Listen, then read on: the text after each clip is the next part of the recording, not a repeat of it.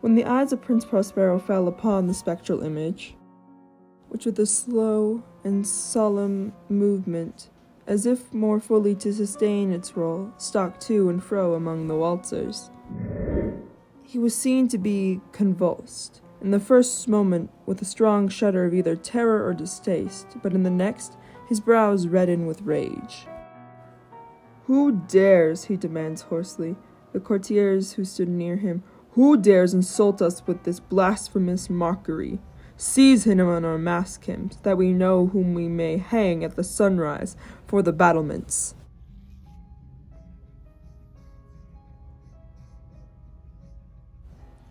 It was in the eastern or the blue chamber which stood the prince as he uttered these words. They rang through all 7 rooms loudly and clearly.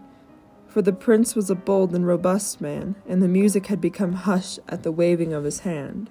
It was the blue room where stood the prince with a group of pale courtiers by his side.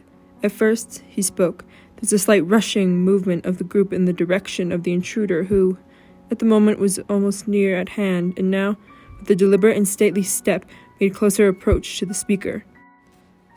But from a certain nameless awe with which the mad assumptions of the mummer had inspired the whole party, there found none who put forth to seize him, so that, unimpeded, he passed within a yard of the prince's person, and while the vast assembly, as one of impulse, shrank from the centers of the room to the walls, he bore aloft a drawn dagger, and approached with rapid impetuosity within 3 or 4 feet of the retreating figure, when the latter, having attained the extremity of the velvet apartment, turned suddenly and confronted his pursuer.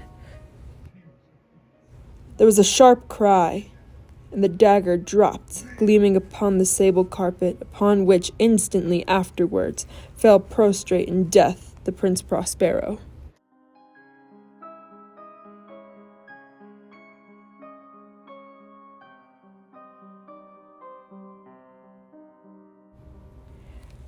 Then, summoning the wild courage of despair, a throng of revelers at once threw themselves into the black apartment and, seizing the mummer, whose tall figure stood erect and motionless with the shadow of the ebony clock,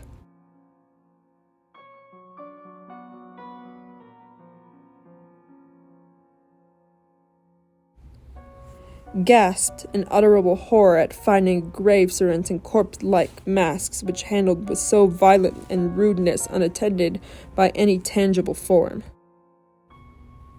And now was acknowledged the presence of the Red Death. He had come like a thief in the night.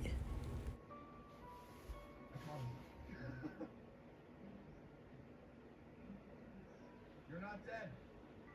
$25.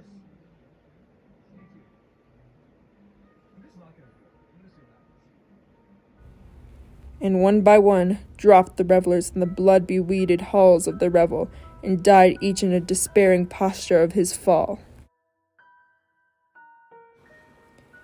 And the life of the ebony clock went out with that the last gay, and the flames upon the tripods expired, and the darkness and decay of the Red Death held illimitable domination over all.